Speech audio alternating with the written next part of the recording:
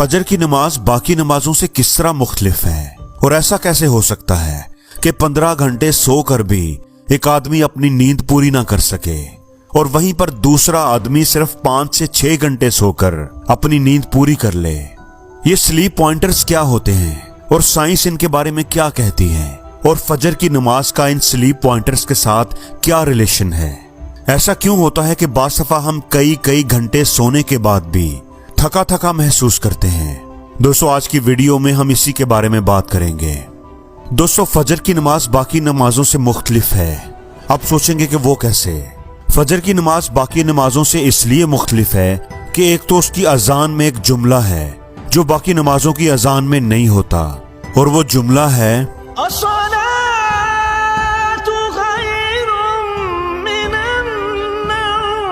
जिसका मतलब है कि नमाज नींद से बेहतर है। दोस्तों आप जानकर हैरान होंगे कि इस एक जुमले के अंदर जो हिकमत छुपी हुई है आज के दौर में साइंस ने उसकी तस्दीक की है। इस एक जुमले के अंदर बड़े मजे की साइंस छुपी है। दोस्तों जिस तरह हम टाइम या वक्त को सेकंड्स में मैयर करते हैं, इसी तरह जो हम वजन उठाते हैं उसका यूनिट किलोग्राम है और टेम्परेचर का यूनिट डिग्री सेल्सियस और डिग्री फ़ारेनहाइट है। बिल्कुल इसी तरह इंसान की नींद को मैयर करने का भी एक तरीका है और नींद के यूनिट को हम स्लीप पॉइंटर्स कहते हैं। याद रहे ये नींद की तबई या फिजिकल मिकदार नहीं है, बल्कि ये स्लीप पॉइंटर्स नींद की क्वालिटी को जाहिर करते हैं जो एक बॉडी को सेहतमंद, तंदुरुस्त और एक्टिव रहने के लिए जरूरी है। तो मेडिकल साइंस जो है ना, ये नींद को घंटों के हिसाब से नहीं बल्कि पॉइंटर्स के हिसाब से मैयर करती है। मेडिकल साइंस के मुताबिक एक नॉर्मल बॉडी को 24 घंटों में 9 स्लीप पॉइंटर्स की जरूरत होती है। ध्यान रहे दोस्तों, मैं 9 घंटे नहीं कह रहा, 9 पॉइंटर्स कह रहा हूं। अब जो बंदा 9 स्लीप पॉइंटर्स को पूरा कर लेता है तो समझो उसकी नींद मुकम्मल हो जाती है। फिर चाहे वो ये पॉइंटर 5 या 6 घंटों में मुकम्मल करे या फिर 15 घंटे भी सोता रहे और ये मुकम्मल ही ना हो। आप हैरान ना हो, ऐसा हो सकता है। आपने खुद भी नोट किया होगा कि कई बार हम कई घंटे सोने के बाद भी जब उठते हैं तो थका थका महसूस करते हैं और कई बार चंद घंटे सोकर ही एक्टिव और फ्रेश हो जाते हैं। दोस्तों इसके पीछे जो साइंस है उसका नाम है स्लीप पॉइंटर्स।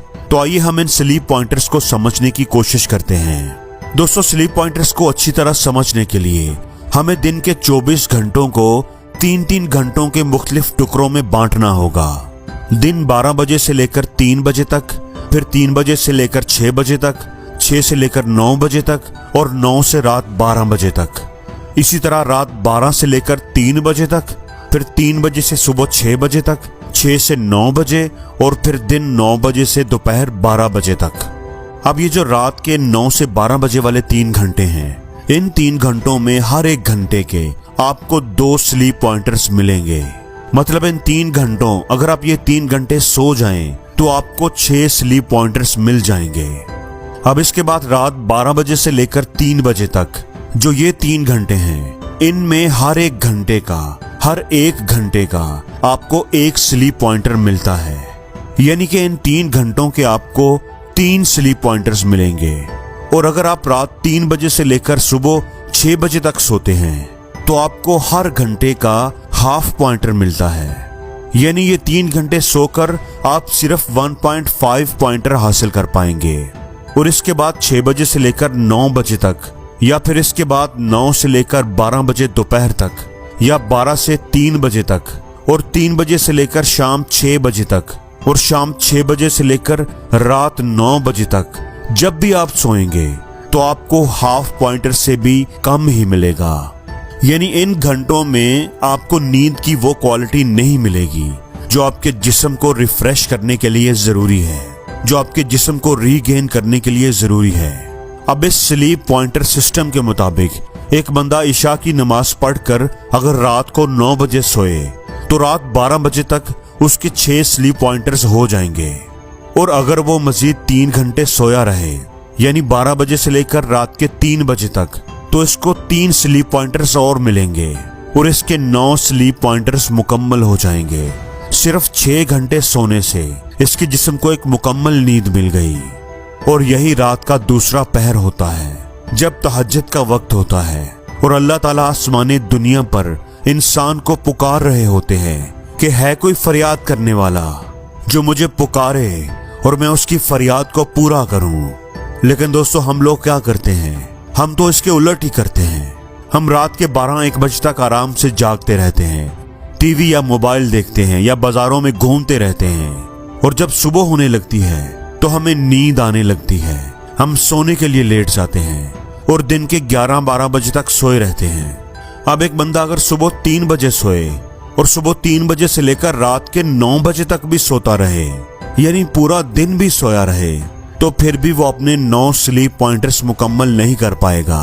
वो एक अच्छी नींद नहीं हासिल कर सकता जो उसके जिस्म को रिफ्रेश होने के लिए जरूरी है।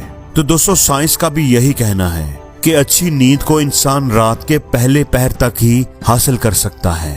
अगर हम अल्लाह के नबी पाक सल्लल्लाहु अलैहि वसल्लम की जिंदगी पर भी नजर दौड़ाएं तो आप सल्लल्लाहु अलैहि वसल्लम ने भी रात को जल्दी सोने का मतलब इशा की नमाज के बाद सो जाने का हुक्म दिया है। आप अल्लाह के नबी पाक सल्लल्लाहु अलैहि वसल्लम की जिंदगी पर गौर करें तो आपको शायद ही कोई ऐसा वाकया मिले जिसमें आपने ये सुना हो कि आप सल्लल्लाहु अलैहि वसल्लम इशा की नमाज के बाद सहाबा के साथ मस्जिद में या कहीं और बैठे हों या आपने दरसो तदरीस की हो। मतलब आप सल्लल्लाहु अलैहि वसल्लम ने रात को जल्दी सोना ही पसंद किया है।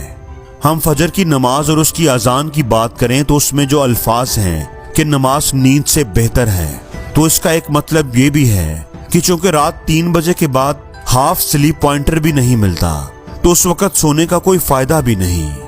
मुझे याद है कि जब हम छोटे होते थे तो तब रात 8 बजे लगने वाला ड्रामा भी हम मुश्किल से ही देखते थे और रात 9 बजे तो टीवी बंद ही कर दिया जाता था और सब लोग सोने की तैयारी करते थे। शायद यही वजह थी कि उस वक्त डिप्रेशन कम था, लोग सादा जिंदगी गुजारते थे लेकिन खुश रहते थे, लोगों को नफ्सियाती प्रॉब्लम्स कम होती थी। आप पुरानी बात छोड़ें, दीन की बात भी छोड़ें, आप आज की डेट में दुनिया के अमीर लोगों की रूटीन को स्टडी करके देखें। दुनिया के टॉप 10 अमीर लोगों को देखें तो कोई सुबह 5 बजे उठता है और कोई 6 बजे। सभी कामयाब और अमीर लोगों के अंदर सुबह जल्दी उठने की आदत होती है। और दोस्तों, सुबह जल्दी उठने का मतलब है रात को जल्दी सोना, क्योंकि रात को जल्दी सोएंगे तभी तो सुबह एक्टिव और फ्रेश जल्दी उठ पाएंगे। और जो कामचोर है, नकम्मा इंसान है, वही सारी सारी रात जागेगा और क्या करेगा? मोबाइल देखेगा, कोई गेम खेलेगा, फजूल वक्त जाया करेगा और फिर सुबह लो एनर्जी के साथ उठेगा और अपना सारा दिन भी बेकार कर देगा।